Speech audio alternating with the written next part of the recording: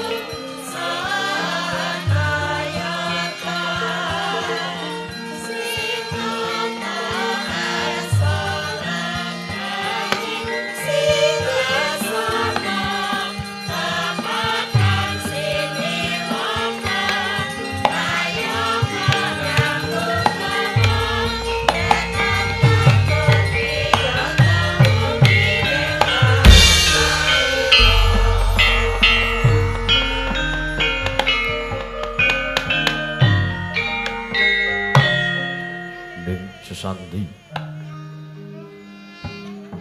yer kemaraning rat pramudita sinabung tandingan ulun narbuka kiwaraning kondo kinubedhanganing budaya luhur mrida tepo palungke marsudi teteking dharma inggih kautaman purwakaning kondo narunuting basa duweng kuna ngemu surasa dene narasaya karaos mulan jaru amrusa wani uruhing diri rasa rumangsang rumangsati lir jalma ngilokaca jarweh wusud aku janjaru tur bejawus gemelar jroning pagliran yaku sejati amriksani pagelaran inggih purwa surya candra darum yang kartika miskin putra teng kawasa sari ratri angedri pawono purwateging buk sina gilir kemanti teman dadi wetanganing dina sasi warsi mindukang sarta abad tetunglan mangkartu manggar kowe isine rambun kowe jawati ngrembya dadi padha kutu-kutu walang atuku buron wonom yang buron toya dadya branatan mau jalan padang terwangan sinari sang jiwang renaming ngan sumur bawani jagat munggo jagat wetan mungup-mungup munggo ngalengan bugar bang merangah lampun kaeksiah ya dilat-dilato bumi saya dangu sumur sang jiwang arko kados sama belakanan kering abang esmu jenar kapur bawan sinari sang jiwang basoto tanam lukato nijo royo-royo abangku gunung endang biru moyo-moyo puceng gunung ini mulan bendaru kasih uring meraban jono lenggat, lenggut nganti kaya gunung makundo mego tan metawis dangu soleh kawulo tasih dini luar songo po ibuku garap tegal sawahi anglu risro tatanan pedotis nang bisi sendunan sesindinan mikul karul kundi anggir ngerujo kayani sawan anu birembagan somoro wangi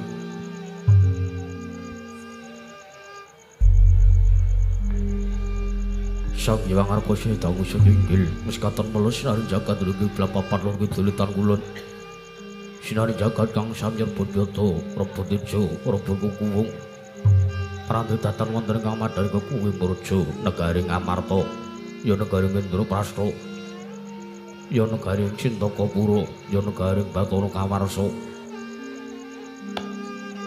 apancur kinayu pambukaning kandha sarada panggai krana negari ing Amarta dumadi saking pulo-pulo bebajaran sinasa pantaya benawi pirambi umbas samudra binang langkut kang tanpa pakut pekating manunggal kapantau uruh ing Cakrakala wane-wane cakring pewisik sawane kineping jurang corong kinepung gosirung kinari sesring beksi lawet yang sarang burung wonten ugi pasisiran tersasana jembar kebekaning pasir gemelar garis pinggir tanem tuwang rembuyung royo-royo karang kitri rewe-rewe wong klopo bumi subur pasiten mawur satengah nandur bangkar tumangkar kawuryan dadi gunung-gunung bebanjengan angrangsang langit lenggal-lenggo lambai toyo wijil saking sendang ning dirtane iline pinono para plenu tampi waduk bendung-bendung kinaryong ilir sawah yang pategalaning para kisma mokal pangulon tani bawasan tatanan bumi sajeng kengkeng selo sedaya tanduran kang murakabi pandha bathari sidang pasabinan yaya rukmi sari kang pinangga pratiwi Pategan keblujeng ngarep kudungane ambek kowe ngantuk kaya mangrung mangon mitane. Polo kapendhem, polo kasimpar, polo gumantung sedutan kuciwa jinawi. Tukulan kang pameh sarasaning diri.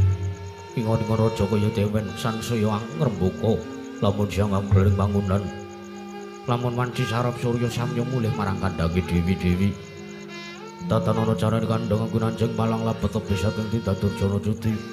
Samya sayek seka kati akara luring nusa bangsa tuwin negari Indraprastha.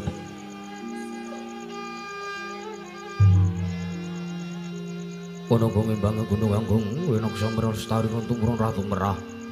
Sadaya dadi guru-guru kang lingkungan langkung-langkung namung tinaliti sampun samya sameting sesagemban sepen tebih saking tindak sansaya sinanjaya.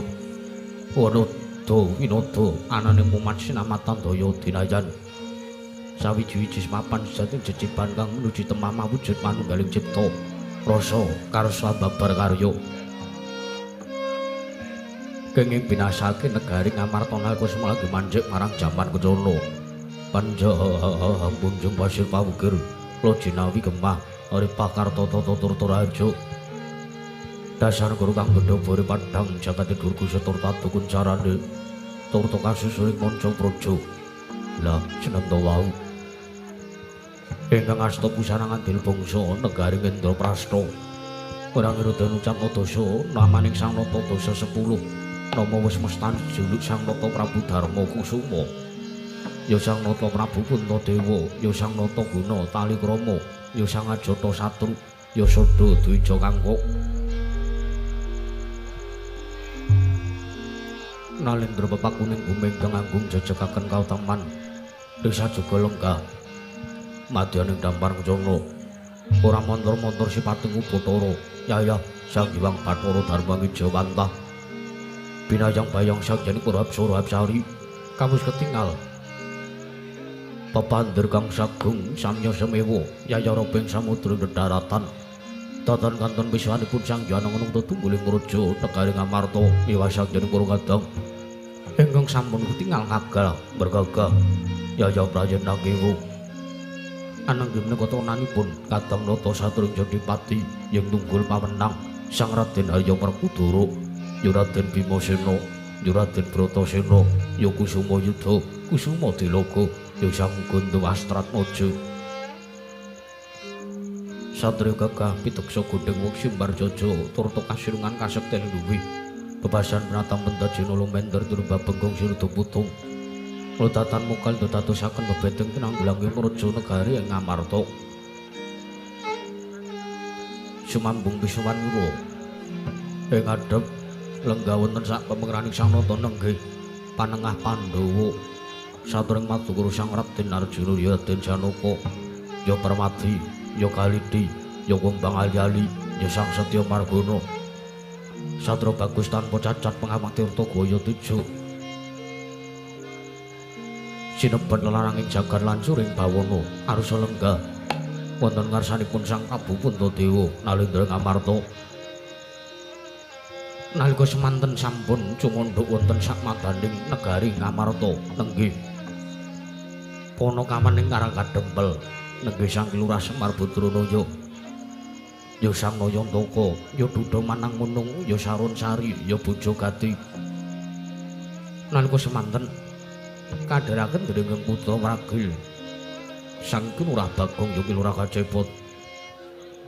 Talung nalika semono sagung sang para kawula samya gandeng pasisiran jajal riyol rapet pepet pipit prasasatata pandhegul datan persela laben sakathing para ciba ing jaga mludak gendera rondang bolumbul kagiterangan dari munding mangsa labu payu mekar metu jamur bari mangsa rendeng tumbahe ngrangap jati ngarang mangsa katiga parandening tengah tidam jinem madaning pasewakan negari Ngamarta dan kuduan datan ngubah sabro datan mampah kabiar sumung swaraning pradonga mewah pangling maranggana.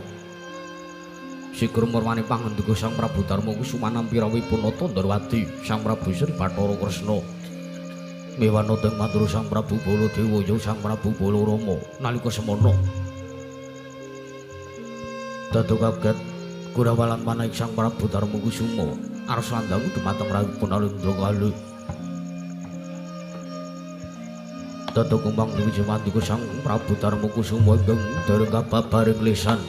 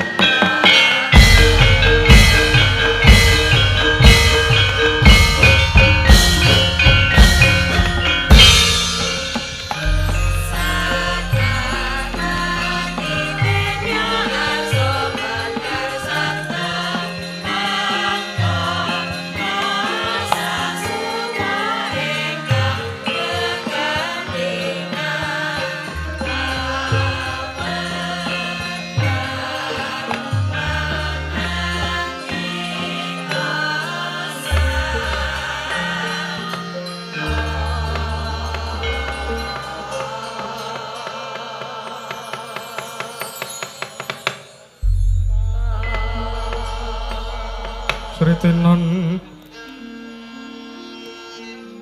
ning pasewakan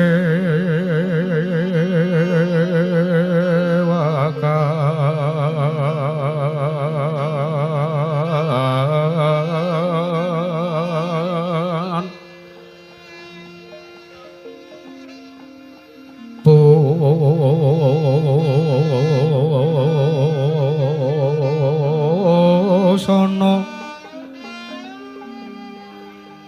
maneka warna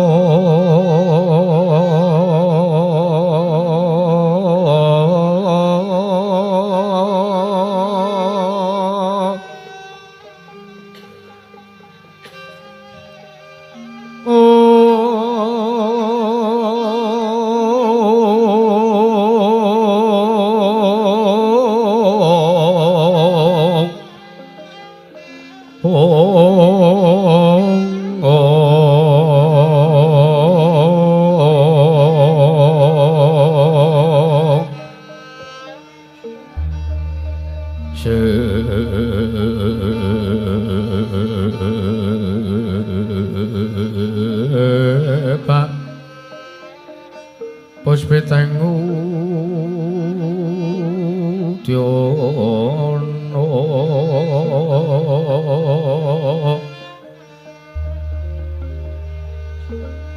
Nyuwun manjra sarwarokmo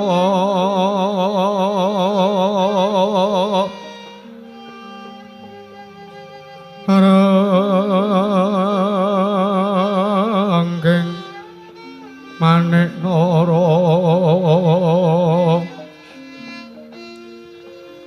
nara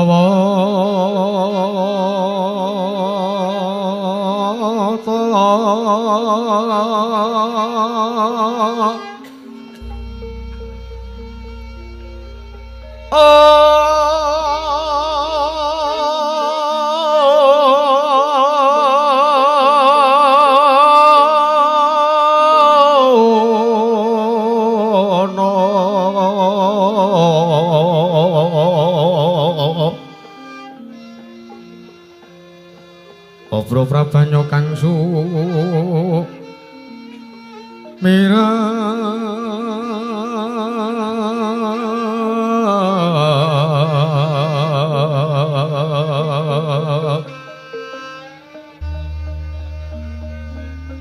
kenyaring deca laliwaran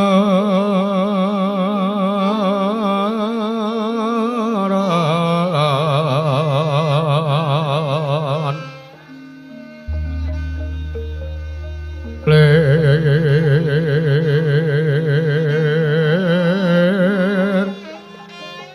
ke lajeng sireng dadet ong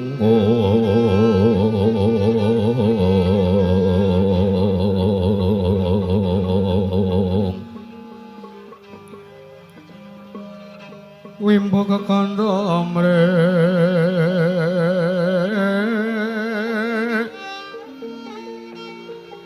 mi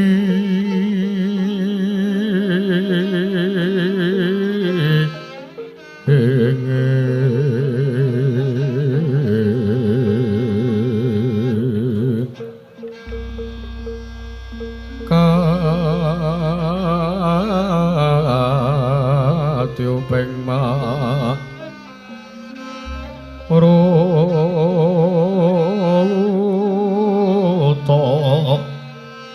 mando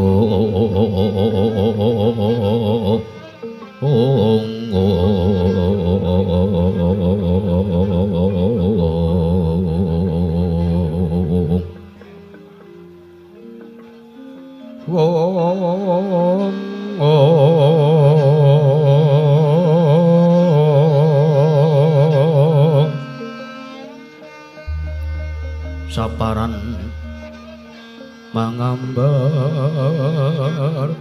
ongas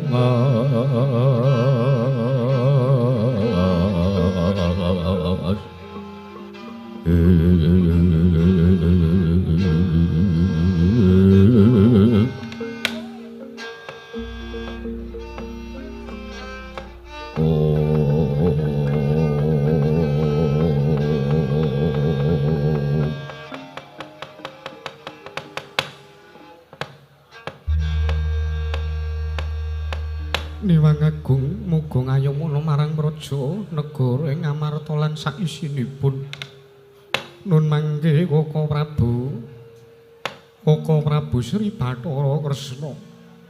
Koko Prabu pengayoman kula wonten ing Madyapada prapting delahan jimat sesembahan kula.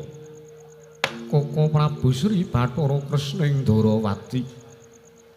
Sakalangkung rawuh paduka wonten praja negari ing Ngamarta. Ingkang rayipun Darmakusuma. Ngaturaken asung pasegan Manakrami Twin Pambagya Raharja. Rawuh paduka Kanjeng Koko Prabu Sri Bathara Kresna mugi tansah manggih rahayu. Koko Prabu Sri Bathara Kresna. Niwangsuk menawa dinuwih ana sasmintaning sun jagat wasaning Bathara Hung bawon langgeng. Sinunggi datan awrat. Kalwana ninggih Yayi. Sakalengkung paduka Yayi Prabu Darmakusuma. Amiji dumateng wiswanipun ingkang raga ing Darawati dinten sakmenika. Anggen kula katimbalan marasuhan wonten ngarsa paduka Yayi Prabu Puntadewa wonten Praja Negari Ngamarta. Asung pasegan Manakrami Twin Pambagya Raharja sampun ingkang raka tampyang karya bombong tias manahipun ingkang raka ing Darawati. Saha wilujeng wiswanipun ingkang raka ing Darawati. Mboten manggalangan setunggal menapa anggen kula sowan wonten ngarsa paduka Yayi Prabu Darmakusuma. Kula ngaturaken salam taklim kula mugi kunjuk Yayi Prabu. Inggih Koko Prabu. Sampun ingkang rayi tampya karya Cundaka Panglingga Murdha. Amawahana kabagyaning gesangipun ingkang rayipun Darmakusuma. Mboten langkung kaprayogaken tenggaipun paduka Kanjeng Koko Prabu Sri Bathara Kresna wonten Praja Negari ing Indraprastha. Koko Prabu Kresna sampun boten kirang sekeca.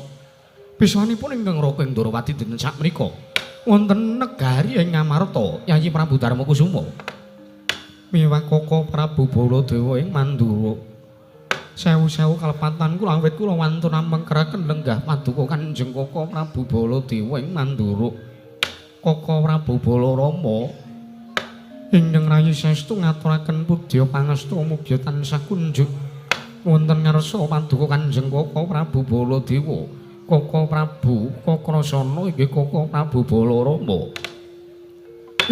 Jagat pangestungkur wayah Bathara Jagat Patindra Jaladewa kuwi Yayi Prabu. Sakalangkung bombong bilawanipun manipun ingkang raka ing Mandura dinten sakmenika Yayi. Wonten pisawan kula dipun timbali sartanipun kula dipun kandhi kadang kula ing Darawati pripun Yayi Prabu Sri Bathara Kresna.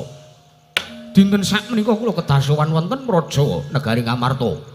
Pudya pangestu sampun ingkang raka tampyang karo bombong dasmanipun ingkang raka ing Mandura.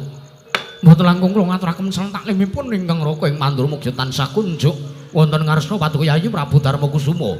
Yayi Sabiyaji. Inggih Koko Prabu Baladewa sampun kula tampi. Akarya bombong dasmanipun ingkang rayipun Darmakusuma. Mugi kaskecaken lenggah paduka wonten Praja Negaring Cintakapura Koko Prabu Balarama. Yayi sampun kadhetene boten kirang prayoga pisanipun ingkang raka ing Mandura dinten sakmenika wonten Praja Negari ing Ngamarta Yayi Prabu Darmakusuma. Wah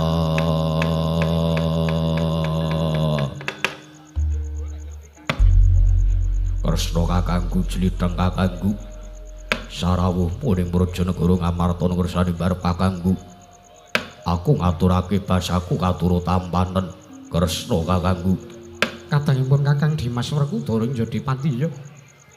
Tak tampa Dimas atur bekti lampun Kakang. Ora liwat pangestunipun Kakang Darawati wae tampanana Dimas Werkudara. Yo, tak gegem dadake jimat. Ora liwat prayogan nggon mulunggu ana ngarsane barep kakangku ing Ngamarta jlitheng kakangku. Ya ya. Kaya wis ora kurang prayoga Dimas Werkudara Bratasena. Baladewa kakangku aku ngaturke basaku katuruk ana ngersani Baladewa kakangku. Werkudara ya, adikku bocah bagus. Sadya terbukti kalampun kakang ora pangestunipun kakang wae tampanana Bratasena.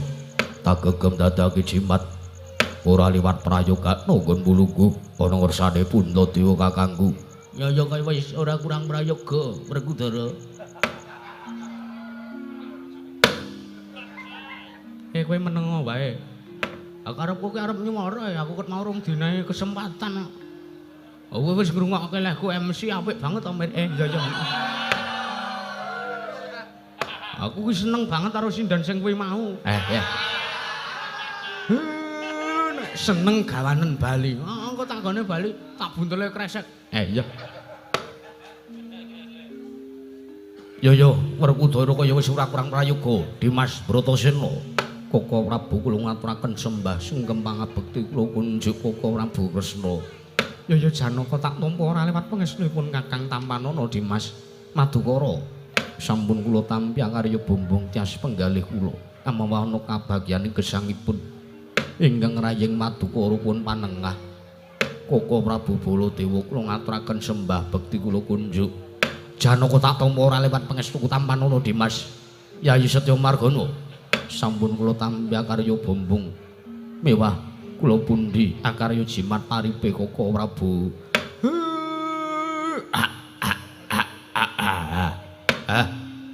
Mbelgek-gek sadulita mel-mel. Sinuwun Ndarawati. Sarawipun Sinuwun Ndarawati manggih wilujeng ingkang abdi pun Semar. Ngatunaken sembah bekti kula kunjuk sinuwun. Kakang Semar iki nggih. Lungguh ning negara Ngamarta Kakang. Nggih. Wong kula niki niku ditimbali. Kula diundang kali sinuwun Prabu Darma Kusuma kula kenteng negari Ngamarta. Sakrandah brayat anak-anak kula niki. Kirangan ajeng paring dawuh napa kula dereng dong sinuwun. Iya Kakang tak tampa tiba sepadha-padha. Nggih. Dipun prayogaken anggenipun lunggah sinuwun. Ya kaya wis ora kurang prayoga Kakang. Nggih. Sinuwun Baladewa bekti kula kunjuk sinuwun. Kakang Nayantaka tak tampa pangestu Tampanana Kakang Semar. Nggih kula tampi. Kula pundi akarya jimat dipun prayogaken kaya wis ora kurang prayoga Kakang Semar Badranaya. Lungguh kono ngersane Yayi Prabu Darma Kusuma Kakang Semar. Sinuwun Ndarawati kula ngaturaken bekti kula kunjuk sinuwun. Panakawan Bagong ya tak tampa pangestuku Tampanana. Kawula nggih sampun boten kirang prayogi. Piye ta Mir? Tak tampa ditampa ora kurang prayoga. Nggih. Kula pun karya jimat paripe ndareng kasantosan sinuwun. Kaprayogaken lenggahipun. Ya panakawan kaya wis ora kurang prayoga. Nggih. Donge kula wae sing lenggah teng kursine sampeyan niku. Awang kula wau niku pun disugata. Niku cenceman wedang teh enten gula batune niku anggen kula. Iki nggo namu. Nggih. Ya wis engko ombenen ya Bagong. Nggih. Nek mboten napa-napa ampun kula ikhlaske kok kula niku ngrumangsani kula teng mriki niku piyayi. Disugata wedang niku kula kek liyane mboten napa-napa. Mumpun trima Pak Sinuwun pun trima. Ya. Ya ora dadi ngopo Bagong. Nggih. Pun sekeca ta Sinuwun. Wis Bagong. Nggih. Sinuwun Baladewa bekti kula kunjuk sinuwun. Panakawan Bagong tak tampa ora pangestuku Tampanana Bagong. Nggih, sampun boten kirang prayogi. Sampun kula pundi karya jimat paripe dayanana ing kasantosan. Prayogaken nggih sinuwun. Panakawan kaya ora kurang kepenak praptaku nuwun Yayi Prabu Darma Kusuma. Bagong. Nuwun sewu Yayi. Sewu-sewu kalpatanipun ingkang ngroko ing Ndarawati Tadhawadana. Mbabile kula kanggep cuma mantun jumalana anggen kula matur wonten ngersanipun Yayi Prabu Darma Kusuma. Katidik sing ngandika Yayi Haji Darma Kusuma dereng kepareng mawarsabda.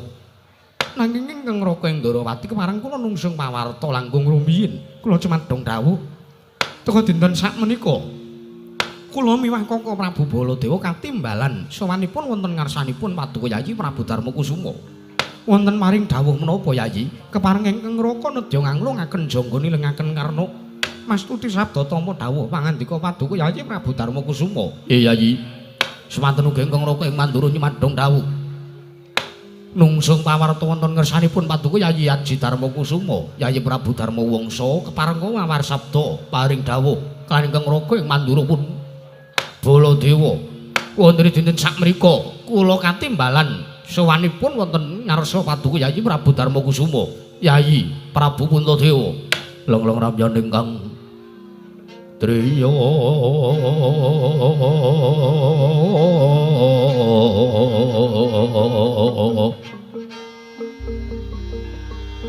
Lir Yuwang Candra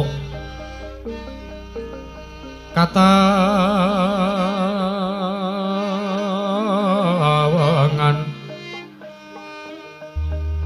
sumu ing jas kato rita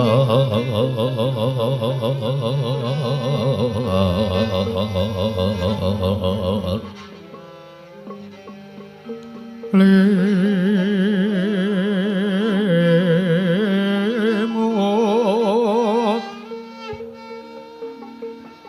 kapyarsaning roce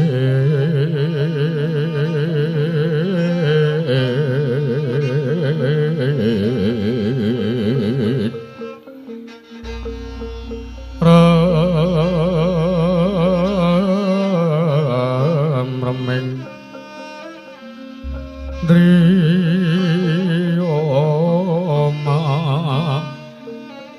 nawo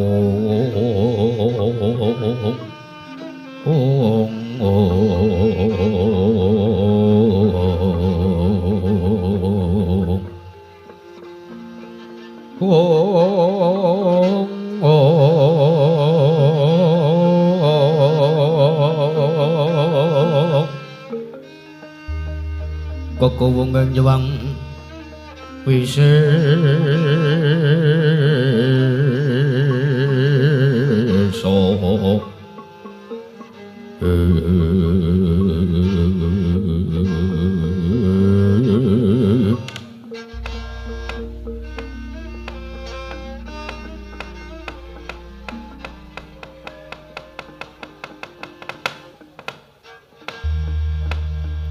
Koko Prabu saestu sewu-sewu kalepatanipun ingkang rayipun Darma Kusuma kula nyuwun mangapunten.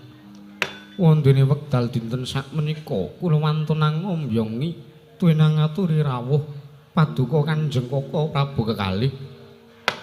Kula aturi rawuh wonten Praja Negari Ngamarta saestu kula menika namung badhe matur bilih sayektosipun Kakang Semar saat majanipun mapan wonten negari ing Ngamarta menika sampun wonten sabta ariri kalenggan sak menika ingkang boten sanes inggih menika mengeti dhumateng kawontenan nalikanipun para Pandhawa pikantuk kanugrahan inggih menika wujudipun negari ing Ngamarta wiwit kadang kuling tunggul pawenang inggih pun Bratasena ambabat Wanamarta nganti negari ing Kajiman ing Wanamarta badhar dados kasat netra.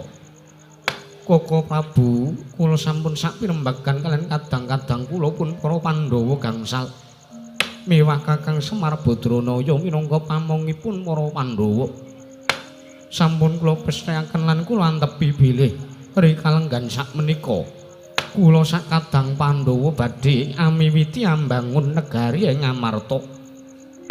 Koko Prabu mugi ndadosna ing kawuningan samangkanggenipun badhe amiwiti ambangun negari ing Ngamarta menika boten kok kawiwitan saking kutha Goro nanging badhe dipun wiwiti saking Karang Pradisan langkung rumiyin. Koko Prabu pramila gandeng para Pandhawa menika cubluk ing nalar cingkranging samu barang tartentu menawi wonten gegayuhan sartanipun badhe wonten atur menapa kemawon mesti kemawon kedah tetarusan wonten ngarsanipun Koko Prabu Sri Bathara Kresna.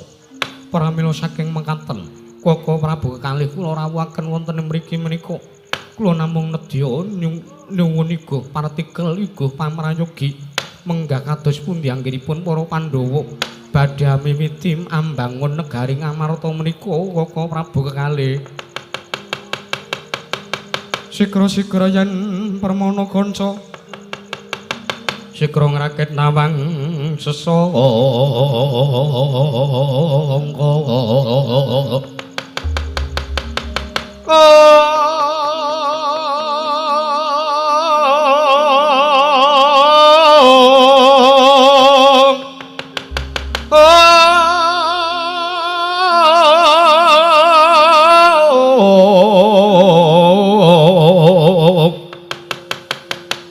Nalendra mbek marwa sing sang katriku mulung katriku mulung mangrompak ing wadya warta krore kakire-kire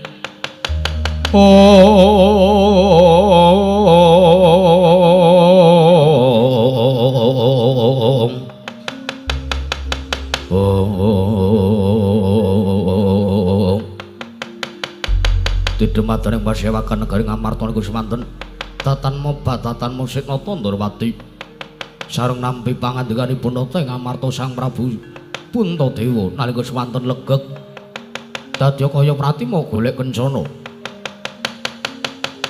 siningget sanggya para kawula ndadosaken kanyut minangka warju kanyut jare wong inang warju jare wong keca nginanga durung abang ngidwa durung manjing dasaring martala kasaru geger njaba piyak ngarsa tangkep ing urka pasiban gono amuk apa to kang dadi darunane arana macan pun gajeng medhot saka wantulan kejawi amung sawanipun Nalendra saking tlatah sabrang kemantun minggah madaring datula praja garing Indra Prasra kalih kaya bareng kanthi anggap pakarya cingkat kang samya mulat angurembeng para kawula kanca daya yuk dalan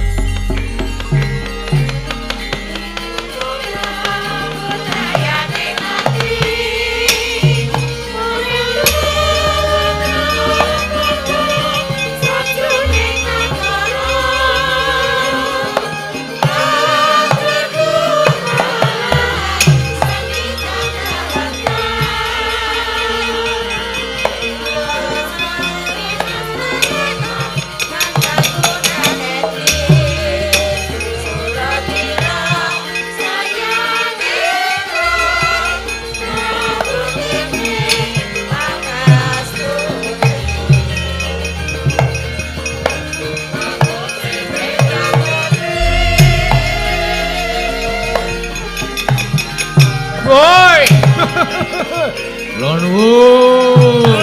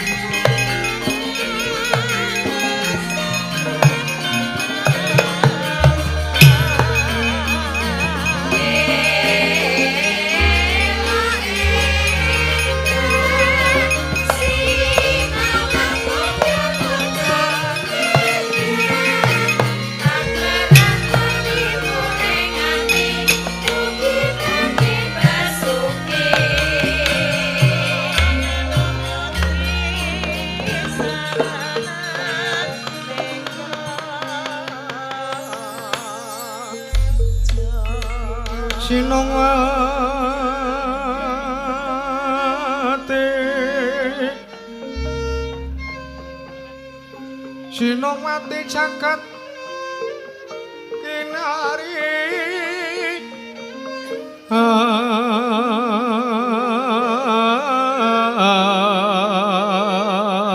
among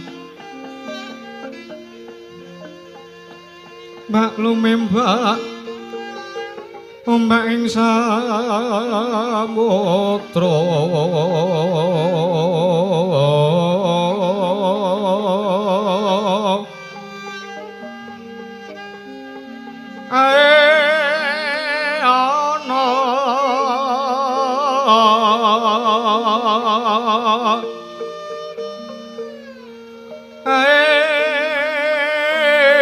ana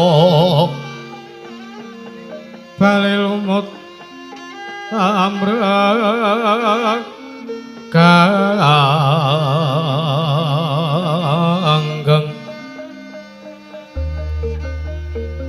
awita denjeng-denjengan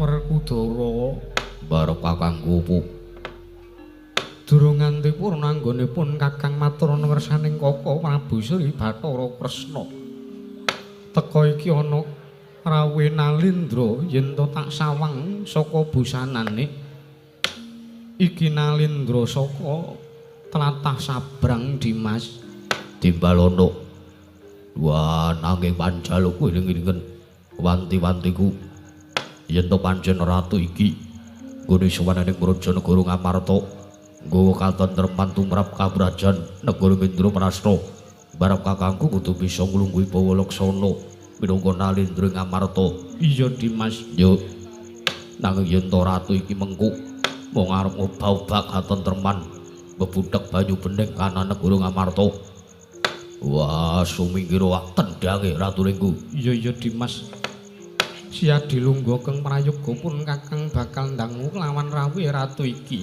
Yo, barep kakangku yuk. Sinuwun sampun ngantos kinenten kula tambuh. Yekti saweg sepisan menika kula wanuh. Paduka menika Nalindra saking pundi sinten jejulukipun? Sinuwun. Sinuwun kula nyuwun pangapunten. Sampun kinenten kula menika tumambuh.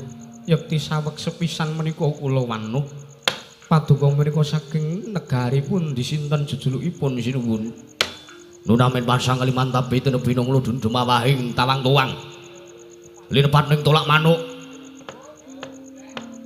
nun pangapunten sinuwun sadèrèngipun kula matur langkung kathah nun pangapunten mobil kula anggap lancang menawa kepara saestu nyata dinten sakmenika kula sampun sowan wonten negari Ngamarta wonten ngarsanipun Sinuwun Prabu Darmakusuma nggih Sinuwun Prabu Puntadewa inggih mboten wonten kalih inggih menika inggih kula ingkang abdi Ngamarta pun Darmakusuma tala inggih wah menengaken cocok kalian menapa ingkang kula gayuh kalian menapa ingkang kula pati katitik mboten sia-sia anggen kula kalangan Malaya ngidri jagat madosi wonten pundi durungipun negari Ngamarta madosi Sinuwun Prabu Puntadewa inggih matur sembah nuwun nyuwun pangapunten Bapak paduka sudya mestani dumateng kula awon tanpa warni kula menika wingking saking negari Pagralun wonten jejuluk kula pun Prabu Gendra Swarawati paduka Nalindra ing Pagralun Prabu Gendra Swarawati kasinggihan mekaten inggih rawuh wonten negari ing Ngamarta mugi tansah manggih kawilujengan. Awit berkah pamujinipun Sinuwun Prabu Darmakusuma nggih Sinuwun Prabu Puntadewa Ratu Gusti kula ing Ngamarta. Sowan kula mboten manggilangan setunggal menapa. Wilujeng dari sambi kula tebih saking beda cinaketna ing Nugraha Basuki Widata Yuwana. Mulya Sinuwun. Inggih. Kepareng kula ngaturaken sembah bekti kawula kunjuk mugya katur wonten ngersanipun Sinuwun Prabu Mawisri mboten kisana. Ugi kula kinten nek Sri Supatmi mboten Mawisri. Kunjuk wonten ngersanipun Sinuwun Prabu Puntadewa. Inggih kisana. Kula tampi dawah sami-sami mugi kaskecakna lenggah paduka wonten negari ing Ngamarta Prabu Gendra Swarawati sampun boten kirang prayogi. Namung kula mlebet wonten wewengkon negari Ngamarta, kula mlebet wonten kedaton, kula dereng angsal lunjungan menika ados pundi sinuwun? Inggih kula aturi sareh langkung rumiyin mangkir anggih dipun cawisaken. Mekaten. Inggih. Nggih. Matur sembah nuwun sanget. Cekaos kemawon nyuwun pangapunten.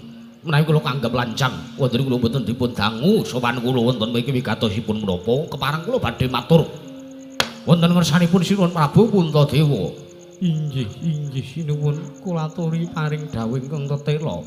Menggah wigatosipun menapa?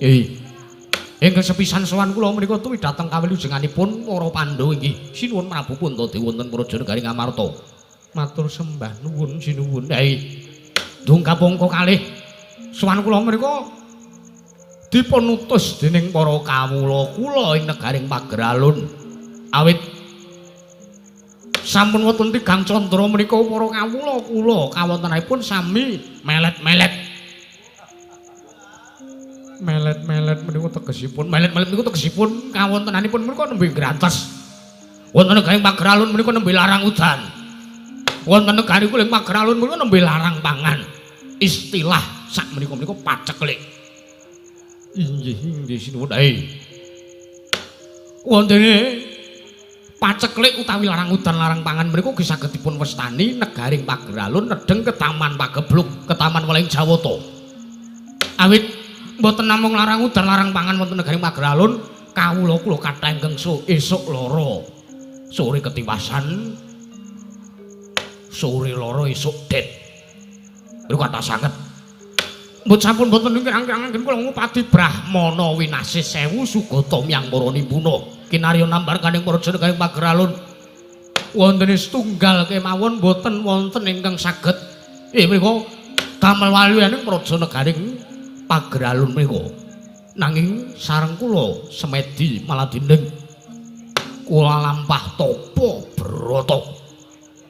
Kula nyendal tali wangsul manjing alamantara kula pinanggih kaliyan salah satunggiling jawata ingkang kelekipun papat. Nuwun sewu menika sinten? Kirangan kula piyambak boten tepang. Awit kula sampun mataun-taun menika boten nate manembah wonten ngersanipun Gusti kula sampun boten nate. Kula nate nalikanipun kula dipun kanthi dening patih kula. Safari ziarah. Kula dipun kanthi salat magrib, kula salat magrib ngagem kathok cekak sinuwun. Inggih sinuwun Prabu Gendra Suropati. Nggih. Ngantos dewa kemawon kula boten tepang. Inggih. Nanging senajan to kados mekaten karenten kula menika nyuwun wayanipun para kawula wonten Praja Negari Pageralun, dewa ingkang kelekipun papat menika wau paring dawuh Prabu Gendra Suropati yen to pancen kita gayuh utawa kepengin negara kita waluya nirmala temajati jati temah waluya. Jeneng kita kudu ngupadi wujute Pustaka Jamus Nyang Jimat Limasada. Wontene Pustaka Jamus Nyang Jimat Limasada kuwi papane ning negara Ngamarta. Lah pramila sowan kula wonten mriku walih-walih menapa sinuwun? Cekaos kemawon mboten kula tutup-tutupi. Kula mung badhe ngebun-bun ingkang Jawa sonten tegesipun menika grimis. Grimis menika tegesipun kula badhe ngemis wonten ngersanipun Paduka Gusti Sangkata Sinuwun Prabu Puntadewa. Kersa lan sedya paduka paring ngaken ngampil wujudipun Pustaka Jamus Nyang Jimat Kalimasada kaparingaken dumateng ingkang abdi ing Pageralun pun Prabu Gendra Suropati. Menawi kedadipun sewanipun pinten kula wonten jaba menika sampun siaga gamelan perunggu tigang pangkon slendro pelok diatonis mriku lho sak trek sampun kula sumadyaken kagem lirunipun Pustaka Jamus Nyang Jimat Kalimasada menawi kedah dipun tumbas utawi dipun sewa. Inggih. Monggo kula aturi paring dawuh. Pinten reginipun menawi nyewa pinten? Perharine pinten? Menawi kula kedah numbas reginipun pinten? Napa kedah 1 triliun? 271 triliun kula mboten badhe kabotan. Inggih. Sinuwun inggih. Nggih. Nanging nyuwun pangapunten sinuwun. Kados pundi? Wekdal dinten sakmenika kula dereng saged paring dawuh utawi saged dereng saged matur wonten ngarsa Paduka. Lho, jalaranipun inggih awit negari kula dinten sakmenika kula sakadang pandha nedya nglampahi amiwiti ambangun negari Ngamarta. Mila pustaka Jamus Myang Jimat Kalimasada boten saged uncat saking negari Ngamarta awit nembe nedeng badhe dipun ginaken. mboten napa-napa, mboten napa-napa. Sak selane mawon. Wong kula ningali jadwale jenengan niku ketingali selo. Pramila kula sowan mriki kula nansihke rega lan sanes-sanesipun pustaka Jamus Myang Jimat Kalimasada badhe kula boyong wonten negari kula ing Pageralun. Inggih, nanging kula nyuwun pangapunten. Kula piyambak dereng saged mangertosi pestining wekdal benjang menapa pustaka Jamus Myang Jimat Kalimasada badhe mirunggan wekdalipun lan kula dereng saged mesthekaken benjang menapa rampitipun sakadang Pandhawa kaliyan kula anggenipun badhe miwiti ambangun negari Ngamarta. Kula nyuwun sanget sinuwun menawi rampit setunggal dinten menika ugi kula badhe masraken wujudipun pustaka Jamus Myang Jimat Kalimasada menawi rampit setunggal candra badhe kula aturaken saksampunipun setunggal candra menawi rampit setunggal taun badhe kula aturaken setunggal taun saksampunipun rampit nanging kula nuwun sewu menawi mboten wonten rampitipun teges pustaka Jamus Myang Jimat Kalimasada mboten saged uncat saking negari Ngamarta. Paripaksa kula mboten saged ngaturaken wujudipun pustaka Jamus Myang Jimat Kalimasada sinuwun Prabu Gendra Swarawati. Jaja muntaplir kenentap duka yayasene bi. Netra kocak ngondarandir. Yen sinaben mring sagedeng bal murup dadi dahono.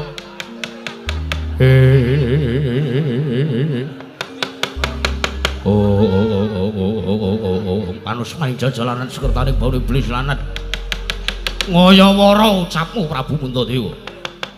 Ning atas aku iki teka njaluk kanthi srana apik, aku njaluk kanthi srana alus. Wujuding pustaka Jamus Myang Jimat Kalimasada tak jaluk, nek pancen kudu kon nuku tak tukune, nek pancen kudu kon nyewa tak sewane. Ning wondene pangandikamu malah sajak wola-wali kaya banyu tumpang godhong sinte lira-lire. Aku iki matur apa eneke aku matur alus, malah kowe sajak ngendika kowe nyemayani karo Prabu Gendra Suropati. Kowe ngandhake yen to rampung sedina bakal tak aturake sedina. Yen to rampung sasi bakal tak aturake sasi. Yen rampung setahun bakal tak aturake setahun. Ning nek ora rampung kowe ora arep maringke. Apa kowe ora mesake karo kawulaku? Apa kowe ora mesake karo kawulaku negara Pageralun kae padha melet-melet kanane. Padha mesake mergo ketaman pagebluk negara kowe Pageralun. Nek ngono apa pancen yen Prabu Puntadewa tak jaluki pustaka Jamus Myang Jimat Kalimasada srana alus ora iso, apa aku kudu srana kasar karo kowe? Ayo, wektu dina iki uga tak jaluk negara Ngamarta takon jaga jagang sing jero, beteng sing kandel. Aku ora sudi yen kon bumi angus negara Ngamarta sinuwun.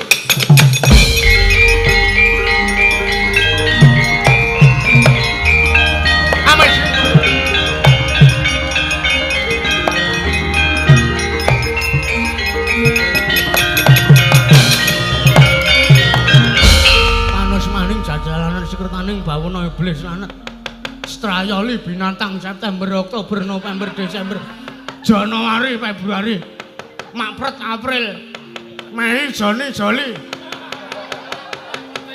menungso rata tanan tek amek kurang golek-golek memolo tekan negara Ngamarta. Walah dalah iki sapa lak dadi ana tak sawang saka sandangan iki wong kene sapa kowe? Wela ngece karo aku ae. Iki galine duwet. Oh, galine duwet. Oh. Den Mas Bagong dalam kurung semplok. Wah. Bagong kowe, dasar para nyata. Wah, aku ngerti kondangmu. Aku ngerti kondangmu ning negaraku ki. Para kawulaku padha nyetel YouTube-mu. Mergo kowe iki piyayine wonge lucu, wonge gayeng. Wah, aku iso ketemu langsung karo kowe. Mengko foto. Oke. Malah dadi jumpa fans ta iki. Nek pancen sampean arep foto karo aku sak foto engko foto iso. Ya, Pancen bener sing tak ngendikake, aku kuwi nampa job ndagel. ya pancen ya. Lucu iso ning sak gendakan iki aku arep kejem. Lho, tegese piye? Sik sinuwun. Sapa mau jenengmu? Prabu Gendra Swarawati. Prabu Gendra Manik Maninten. Swarawati. Prabu Gendra Swarawati. Jajal balenono ngendi kamu mau nek Sinuwun Puntadewa ora maringake pustaka Jamrut Jamus. pustaka Jamus yang jimat Klimasada sampeyan ngelompo. Wah, negara Ngamarta tak bumi angus. Kuwi aku ora trima. Lho, ora trima sebabe piye? Merga negara Ngamarta kuwi siji. Kuwi lagi wae arep dibangun karo para Pandhawa. Angka loro, negara Ngamarta iki urung dadi sepenuhe teges infrastruktur ning negara Ngamarta iki urung arep miwiti dibangun. Teges lagi wektu iki lagi rembukan, iki lagi golek ngejokke proposal, golek apa iki? Apa mer? Embuh sakarepmu. Pencarian apa? Wong ilang apa piye? Pencairan dana anggaran nggo mbangun negara Ngamarta. Kae agi siji kae jenenge jembatan Sidomukti kae sing wis kebangun. Kae menghubungkan negara Ngamarta karo negara Ndarawati. Yo, aku ora butuh gunemu sing kaya mangkon. Sing baku pustaka Jamus Myang Jimat Klimasada tak jaluk dina samengko iki. Iso tak jaluk iso. Ning kudu ana persetujuane Kopral Bagong. Kuwi kudu ana kowe. Hitam di atas putih kudu ana. Mergo aku wis ora trima mergo kowe nyuarani Sinuwun Prabu Puntadewa kowe arep mbumi angus negara Ngamarta. Negara Ngamarta kuwi jerone ana sing jenenge Karang Kadempel, Mas. Karang Kadempel ki apa? Dudu kok panganan sing bahane saka gaplek, glepung kuwi dudu. Karang Kadempel kuwi dusun padukuhan kelurahan Karang Kadempel kuwi bumi Wutah Getihé Bagong.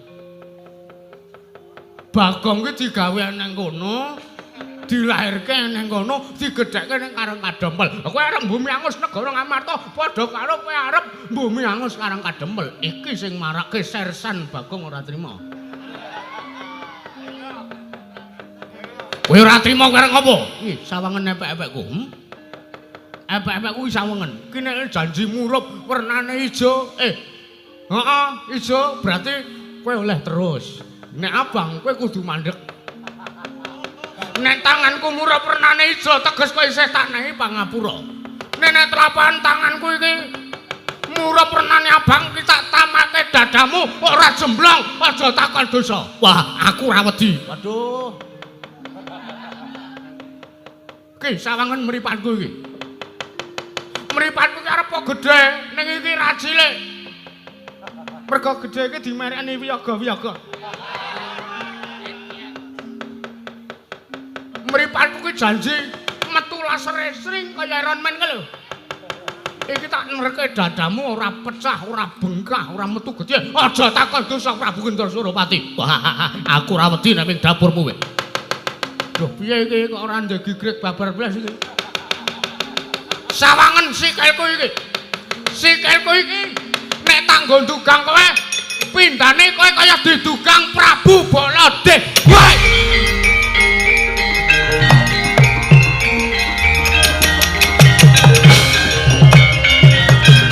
Jajalan harus dari kori blis lanet paling ngrasani nata maturu Prabu Baladewa. Prabu Gendra Suropati. Kowe aja mandeg. Kowe kudu nandingi Prabu Baladewa. Kok Prabu, mengkirian kok Prabu. Ngaturi sareh riyen kok Prabu.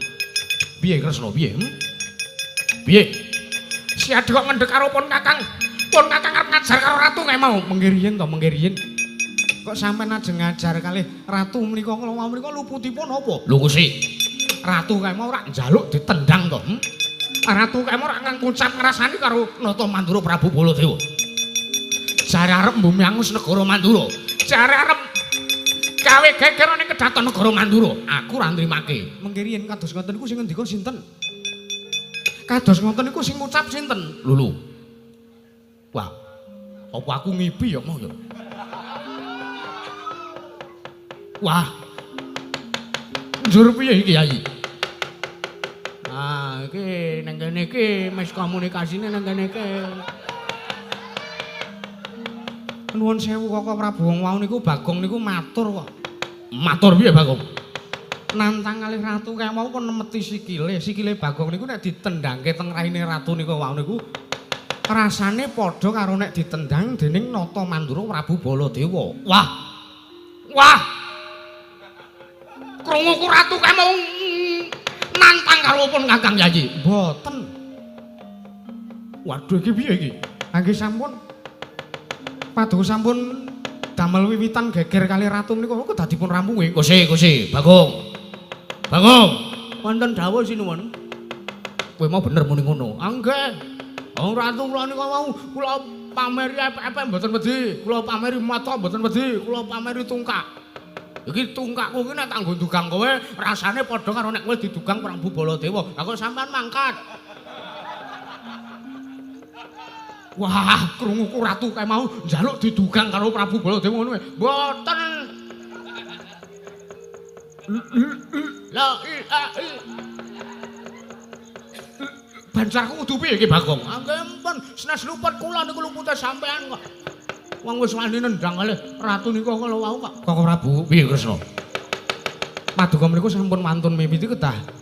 Wantun ngrampungi perkawis menika. Wah, edan. Sapa kamu jenenge ratu iki mau? Prabu Gendroswaramati. Prabu Gendroswaramati. Aja minggat tanding ana Baladewa legane kadingku malah.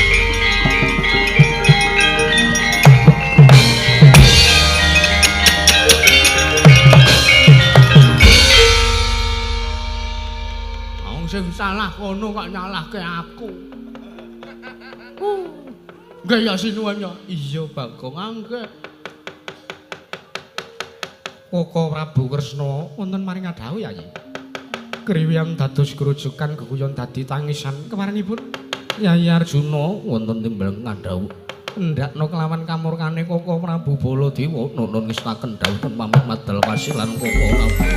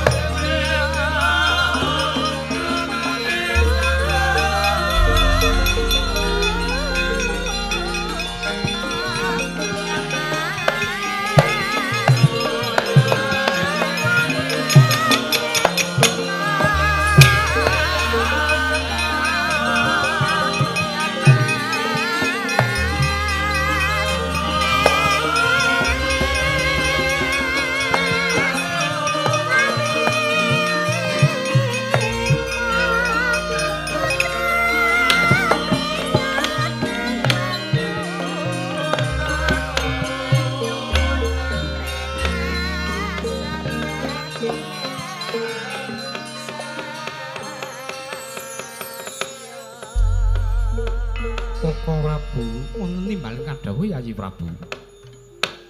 Kula kinten menawi babagan anggenipun Koko Prabu damel Pancakara kaliyan Nalendra Pagralun pun Prabu Bagong. Pripun? Sapa jenenge ratu kaya mau? Walah kula nggih lali ae. Sik tak buka catetan. Oh nggih, Prabu Gendroswaramati. Iya. Prabu Gendroswaramati, Koko Prabu kula kinten mriku dados pacobanipun para Pandhawa anggenipun badhe miwiti inggih menika pun bangun negari Ngamarta Koko Prabu. Nggih. Kula kinten ugi mekaten Yayi jalaran.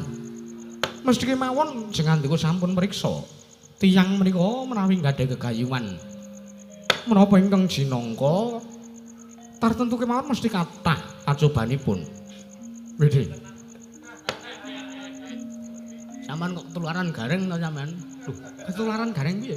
Wede. Sampeyan kok ora tau nyeniman ning Jakarta wis rasa ngono kuwi. Iya ya Bagong. Ya nggih. Aku lho ora ketang sedina kula riyen tau apa tanggapan campur sari teng mriku. Ngendang kula riyen.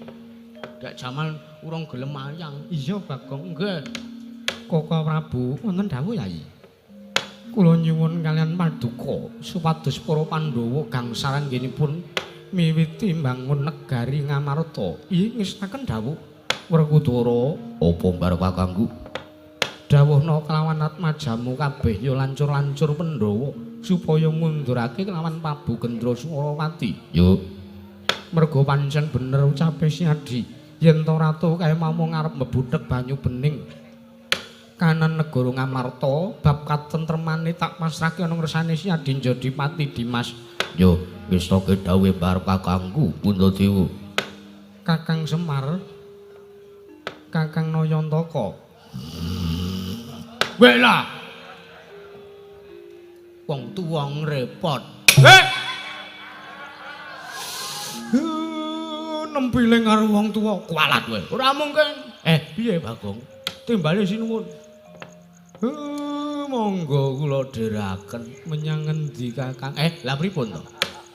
Bubarno kang padha seba ingsun nedya kondur ngedaton. Nggih, nok. Ngangge kecap mboten. Mer! Bengok ning kupinge wong tuwa. Kok nek kendang aku pecah piye? Diwangkeske. Ngono repot ra. Ngestaken dawuh. Nyuwun pamit madal pasilan sinuwun. Ya Kakang Semar sing ati-ati Kakang Semar. Purna gatining mananggilan. Arsa sang nata kundur kedaton sung saking dampar kinapit gambaran gading. Kadharaken sang janing para banjadi manggung tanggung Jaka paloro-loro ingkang samya ngambil upacaring prabot. Kawis saking Mandura uga mebyar candane kadya Sang Hyang Surya.